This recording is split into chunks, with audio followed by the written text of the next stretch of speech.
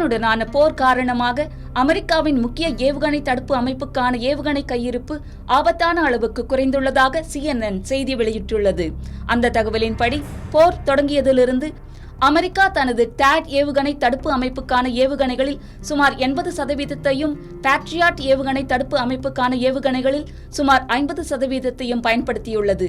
மேலும் ஏப்ரல் மாதத்தில் போர் தீவிரமடைந்த தொடக்க கட்டத்தில் டோமஹாக் ஏவுகணைகளில் சுமார் 30% பயன்படுத்தப்பட்டதாக முந்தைய தகவல்களும் கூறுகின்றன. கடந்த வார இறுதியில் ஈரான் மீது திட்டமிடப்பட்டிருந்த பெரிய தாக்குதலை ஒத்திவைக்க பாதுகாப்பு ஆயுத கையிருப்பு வேகமாக குறைந்து வருவதும் முக்கிய காரணங்களில் ஒன்றாக இருந்ததாக CNN தெரிவித்தது. ஆனால் வெள்ளை மாளிகை இதை மறுத்துள்ளது.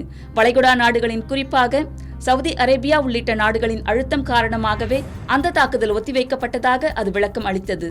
CSIS அதாவது centre for strategic and international studies மதிப்பீட்டின்படி ஈரான் போர் தொடங்குவதற்கு முன்பு அமெரிக்காவிடம் சுமார் 2200 பேட்ரியாட் ஏவுகணைகளும் 452 THAAD ஏவுகணைகளும் கையிருப்பில் இருந்தன.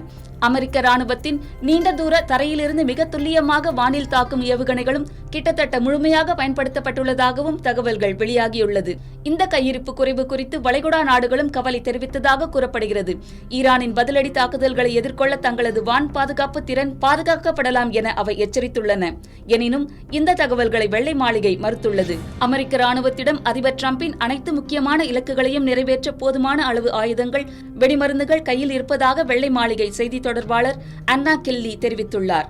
மேலும் ஆபரேஷன் எபிக் ஃபியூரி நடவடிக்கை அமெரிக்காவை எதிர்ப்பதன் விளைவுகளை உலகுக்கு காட்டியதாகவும், அதே நேரத்தில் உள்நாட்டில் தயாரிக்கப்படும் ஆயுத உற்பத்தியை மேலும் அதிகரிக்க அதிபர் டிரம்ப் பாதுகாப்புத்துறை நிறுவனங்களுக்கு அறிவுறுத்தியுள்ளதாகவும் அவர் கூறினார்.